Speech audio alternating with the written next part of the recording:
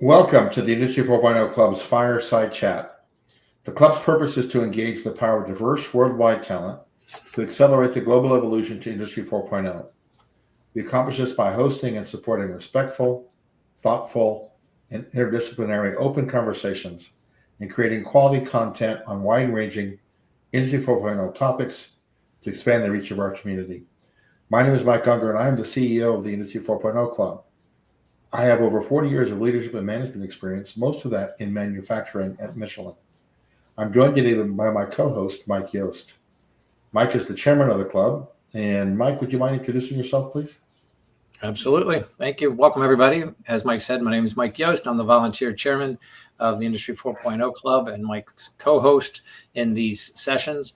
I've been in industry for 35 years, the last 15 on the industrial nonprofit side.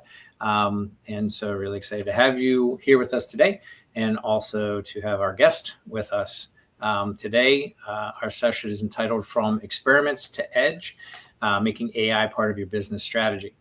To help us discuss this topic, we're joined by Scott Thomas, who is the CEO of AWALI.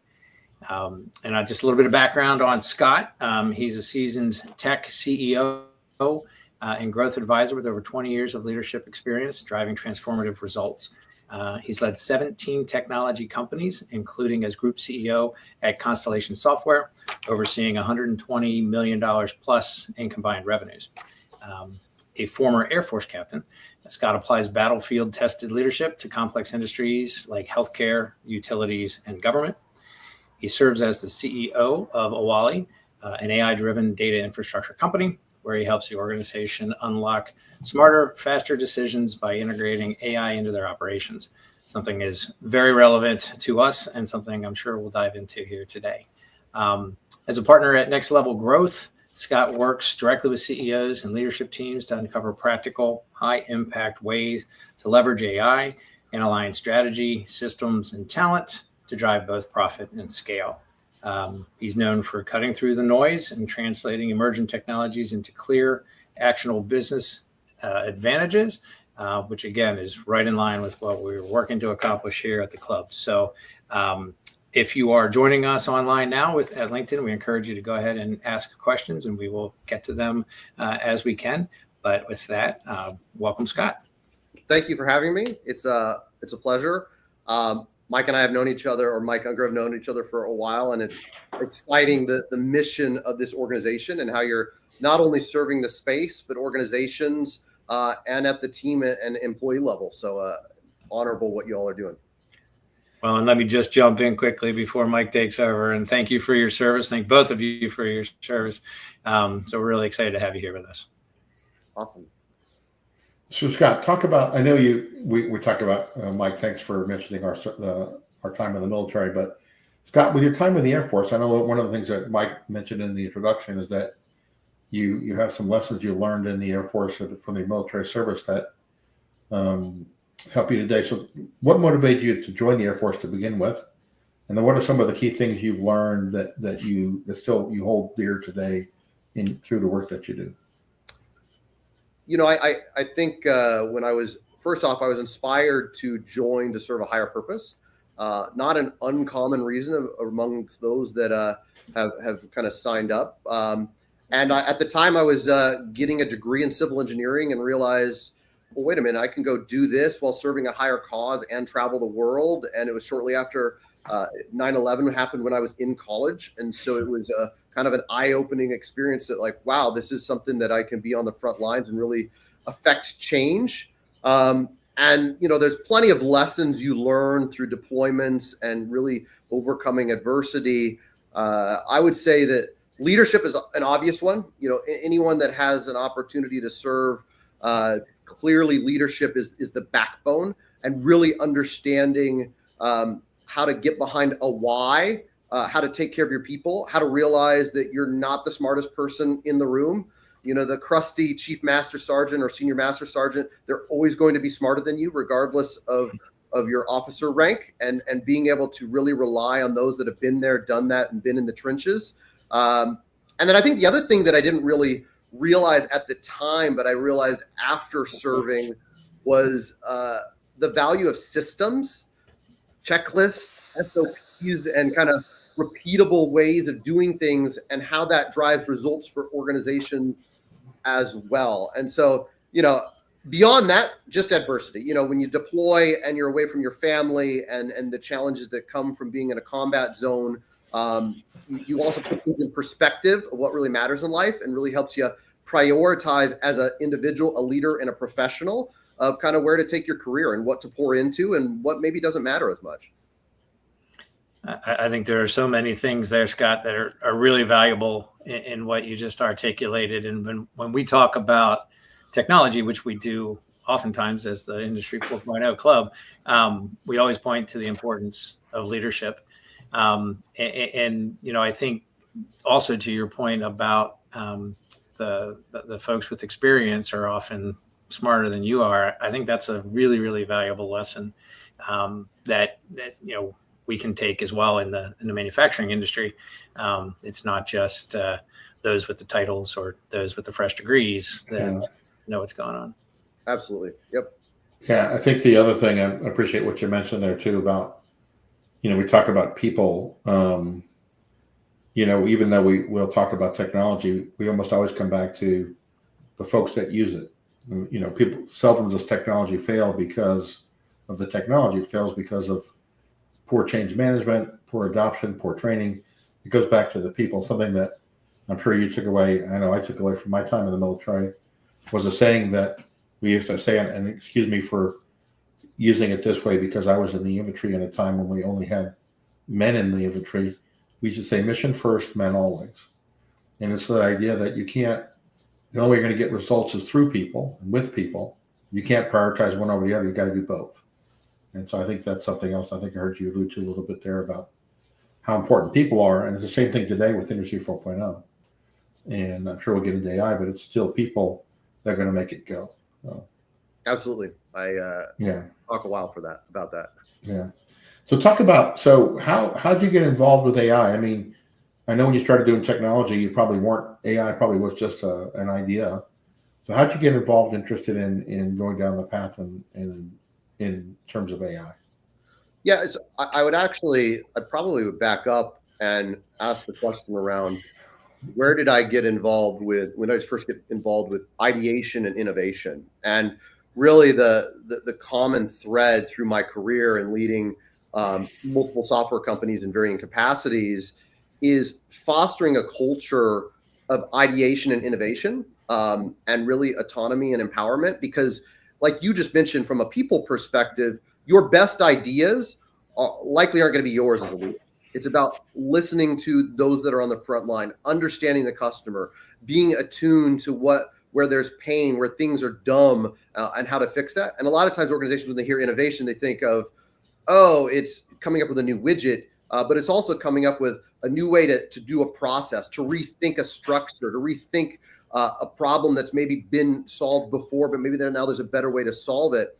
And AI, real artificial intelligence in itself, that term is just so limiting. We can get into that later, but it blows the doors off of it. It's a catalyst for fostering ideation and innovation. Not only does it help surface the ideas, but now it becomes a means at speed to take those ideas and make it into reality for an organization, for an entity, for a personal, in your life as it relates to how you interact with your kids, with organizations. Like, it seeps into everything.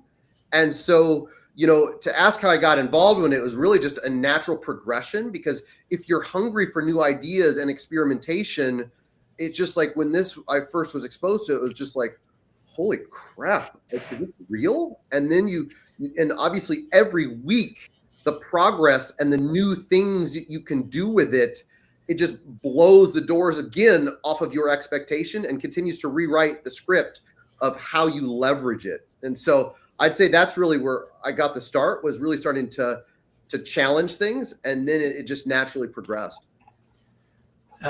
Scott, I tend to eat hook, line, and sinker everything that you just said. And so to challenge myself for a second, like, coming from the military, right? And you talked about leadership and that culture of ideation, innovation, et cetera.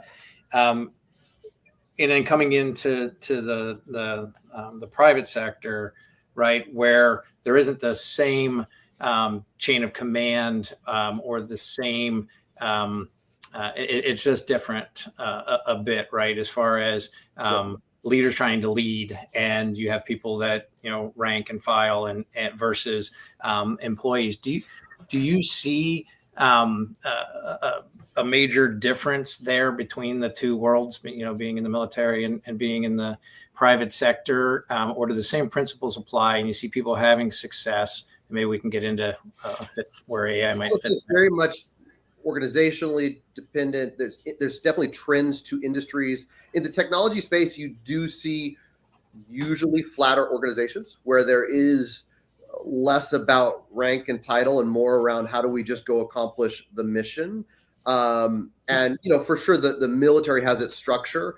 And to your point, I think that there are significant kind of rules of engagement that you see in the military that you don't see in the private sector.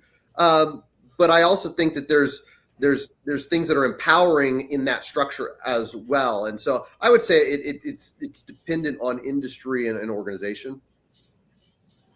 Well, good. Thank you for that. So maybe just sticking with that, maybe some of the common applications that you see from an AI perspective in companies today. How are you seeing it? You said it's everywhere, right? And I agree with that. But where are you seeing some of the most common applications?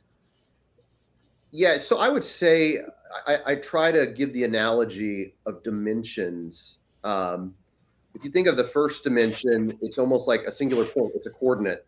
A lot of organizations are at that level where, hey, it does this one task, does this one thing. You're leveraging it to write an email, et cetera. Where organizations really start to see more value is those that are pushing into the second dimension, where now you're automating an entire workflow, you're automating an entire process. That's actually more prevalent in manufacturing. Manufacturing is more on the leading edge as it relates to probably second dimension AI and how to automate QA, manufacturing, production, supply, et cetera. And then the third dimension is where you really start to see differentiation. It's interesting because I think the statistics, like 83% of CEOs believe that AI and generative AI are going to be a competitive advantage for them, but only 18% are really doing something that is actually starting to differentiate themselves. And so where you really get that differentiation is in that third dimension. It's almost like the ecosystem where you're starting to understand the interdependent and perspective of how different AI automation tracks, agents, all are starting to work together. That's also where you start to see ontologies play out and the benefit from those. And I can go into that kind of later. But when you're asking about where most organizations are, they're at that first dimension. It's, hey, let's look at a chatbot. Let's look at automating marketing. Let's look at automating follow-up on these types of sales or BD efforts. And for sure, there's opportunity there. And I highly encourage organizations to experiment, to really start to understand where they can best leverage it, because you got to start there. But I also encourage organizations to prioritize outcomes rather than pursuing a solution. Because if it's not an outcome that's not important for your organization, why put in the chatbot? Now, if you say, hey, I've got 400 customer service reps and I can automate 22% of all tickets that come in, awesome. There's a real savings for you. And now there's a real outcome for your business. But I think I see a lot of CEOs that are going after shiny object without really looking at, does it move the needle for strategy? Does it move the needle for the outcomes and results that you need? And are you thinking bigger picture opposed to just something that is transactional that can be easily disrupted? Yeah, I would look at that like, simplify or to kind of summarize what you said. Is it a technology looking for a problem or a problem that you're trying to solve, and therefore it's the technology you're choosing to do that? And I think that's a huge difference, and it's really one of the challenges I think a lot of small and mid-sized manufacturers face today. We were talking before we got on this conversation about there are a lot of vendors out there, who are outselling their wares, right? They're selling the technology in many cases rather than talking about the problems that they solve. And, it's hard for manufacturers to know sometimes, well, should I go down this road or not? And I think your point is exactly right. If you start with what do you want to achieve, what are the outcomes you're looking for, then you'll know whether or not that the technology is right for that issue. Yep. Yep. Absolutely. So you talked about, so maybe we could share for a minute. Maybe you mentioned the third dimension as where you were going with that, but what are the less common applications of AI that you're seeing kind of evolving out there? I would say it's operations or organizations that are truly leveraging ontologies to drive results and outcomes with an integrated AI approach. And data is the other big one. And really, I'll unpack the concept of ontologies. Probably most of you haven't heard of that term. To be honest, I didn't know it a couple months ago, and then I was like, oh wow, that's right up what we do. So when you think of ontologies for an organization, it's really being able to understand the blueprint or DNA of your business. When you think about generative AI is essentially like a really smart intern. Generative AI is creating content. It's creating a photo. It's writing an email. It's drafting a white paper. It's helping you create an RFP. And meanwhile, without ontologies, it's just this it's just this smart intern. But as you know, for anybody that's a CEO or a business leader, you know that interns, their ability to affect change only goes so far because they don't really understand the company. They don't understand how to get stuff done. They don't understand all the teams and departments and workflows and everything else. When you incorporate ontology, now you're starting to understand how things interrelate and are dependent on each other, where there's breakdowns, where things are slow, why this team is the final approval for, AI, AP, or whatever it is, and why it's so slow for cash to come in the door. And so now when you have ontologies, generative AI is no longer dumb autocomplete. It's no longer just looking at the library of data sets in your organization. It's actually becoming a strategic advisor. And so that's where I see organizations are not touching on that or realizing that it's a huge differentiator. There's a lot of noise around all these solutions out there, and we probably all get bombarded in our LinkedIn inbox of all the people that can help change our tomorrow. But the truth is, so many of those are limited in scale, scope, and exposure to actually how they move the needle for an organization. That's interesting because I think you mentioned being bombarded. I mean, we do hear about AI. I mean, every day, if you pick up the news, there's somebody talking about something with respect to AI, and so really knowing how to kind of work through some of that noise is pretty challenging. What advice do you have about that? I mean, I think that's, people want to be able to move forward, but how? I mean, there's just so much noise about that. What are your thoughts? I'd say it comes back to outcomes. Understanding what are the outcomes you're trying to drive as an organization, and is this something worth entertaining? And then the other lens that I encourage individuals to look at is, is it a reversible decision? Is it a revolving door that you can go in and then come back out as it relates to your buying power, your buying decision? I have a peer that I was just talking to earlier this week, and one thing they do in their organization, they give a budget to every single staff member of $150 a month. You can go use that to subscribe to any different AI platform or solution to try it out. You can turn them on, you can turn them off. You just have to be able to provide feedback on what you learned from it, how it's helping you, how it's not helping you. And what's great with that is that's where I come back to that reversible decision is experimentation is key. I think so many organizations are slow to try to adapt, or they think they have to make these big decisions. So I would also, Mike, I would challenge that if it's helping you experiment and just getting smarter on what's out there, there's value in that because you're not going to probably make the right decision the first time. And that's why being able to figure out where your organization is, how it's different, and what kind of tools are out there that can move the needle, as long as the cost is low, like why wouldn't you try?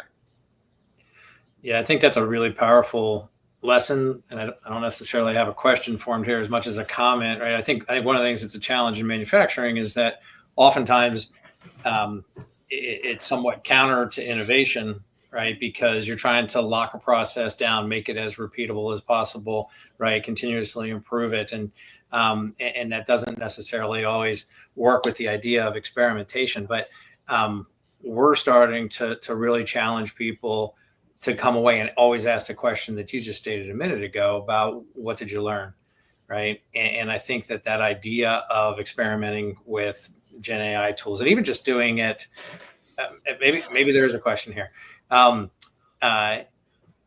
Oftentimes we can say, all right, there's a corporate strategy of what we're going to do with a technology or where the business is going or with AI. But what you're saying is turn it loose with the individuals. Let everybody in the company play with the AI tools and see what they can learn from it. Yeah, I would say that one thing that I stress to business leaders to be successful with an integrated AI strategy over the next 3 years, I don't even want to talk about 5, like you want to have a culture of ideation and innovation, which means you want a culture where people are willing to challenge the status quo, experiment, speak up, have a voice. And we all nod our heads because we've all read plenty of business development books and we're like, oh yeah, good to great. You know, like we all know that, but most organizations don't do well with that. Oh, I have my office hours once a week. Are you really listening to your team? And so if you don't have a culture that fosters that, you're not going to have a culture that's going to be able to embrace what you can do with AI, because people don't feel empowered to have a voice or to try. And so that's something that really resonates as it relates to kind of shifting the mindset of your people to realize we all are part of this. It's not going to be Scott or Mike figuring out the next cool widget with AI and how to change tomorrow, because it doesn't work that way. It's iterative, and you're going to have to dial it in. I know for manufacturing, if I can, I know we don't want to limit ourselves to the conversation on manufacturing, but just a quick comment there.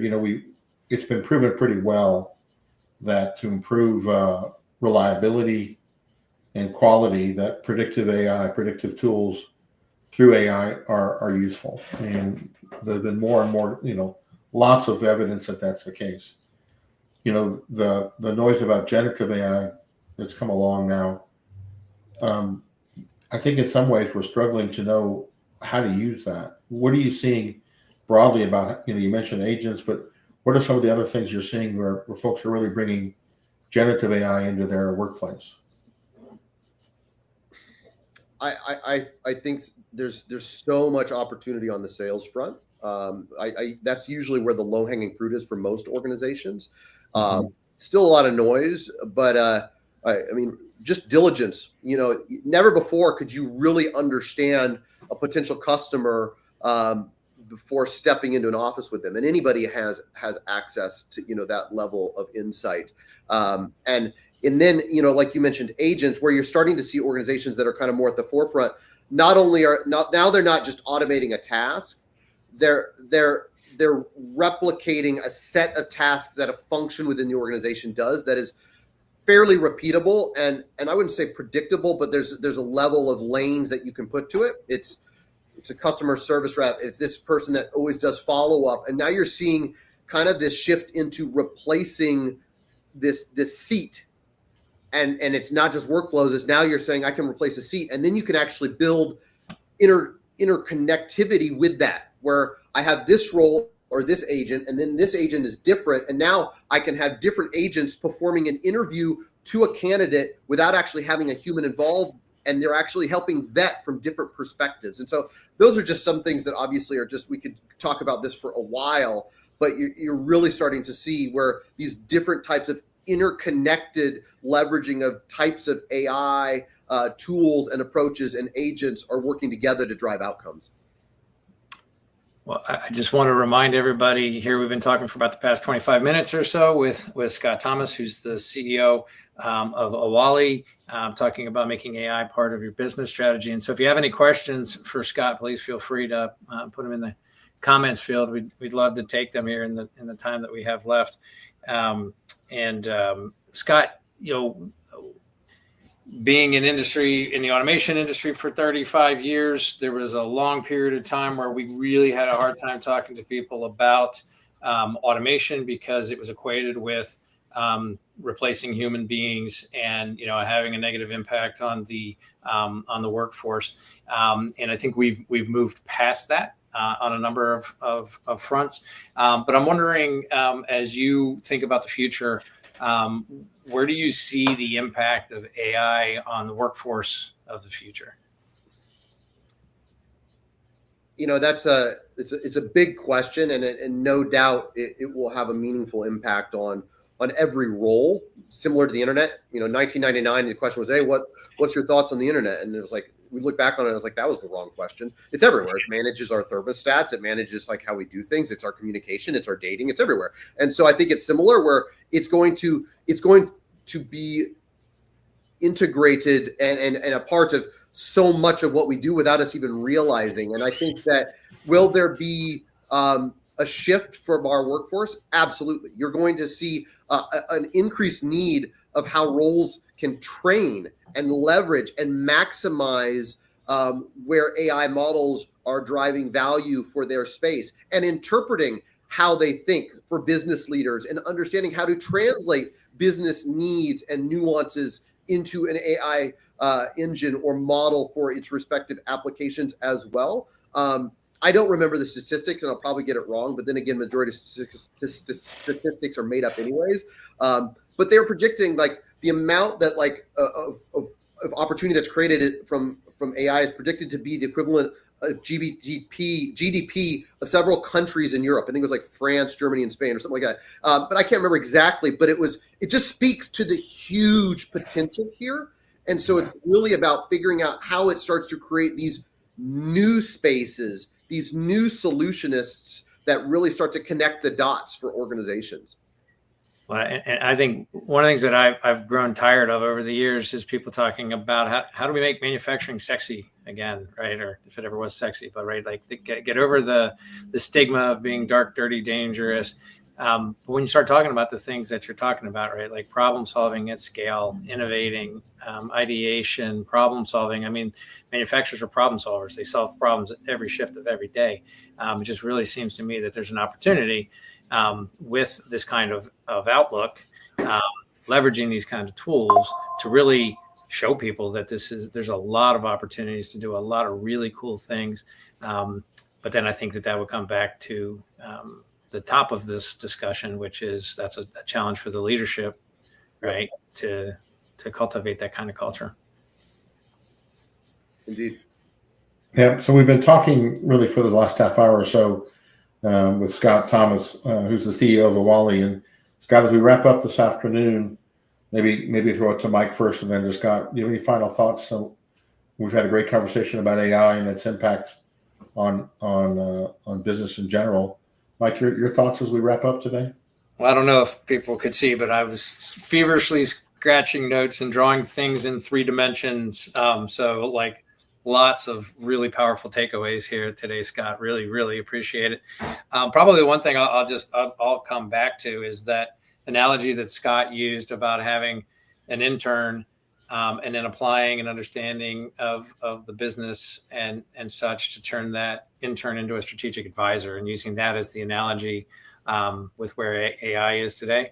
I think that's a really, really powerful metaphor, and one that I'm going to dig into more. Awesome. And I think, for me, it's as CEOs and executives leading companies, you want to know, how do you have a force multiplier so that you get more bandwidth, so that you get a greater return on your life, and that you're not the only one asking the tough questions. You're the one, how do you leverage this to be able to accelerate results for your organization? And I would leave the one challenge for leaders to think about is what is the state of your data? Because that is very dependent on the results that you can drive tomorrow. If you're still working in spreadsheets, if you're still writing everything down on a clipboard, you don't have visibility into that. And so you're not going to be able to solve that overnight. But I also encourage CEOs and leaders to think about, how do you make that shift? How do you start to get everything into a singular location, into a singular data lake? Because you can't have the visibility, the ontology, and the understanding of your organization unless you have the data. That will be the limiting factor for businesses tomorrow. They're not feeling it yet, but keep that front and center, because that's going to change you tomorrow.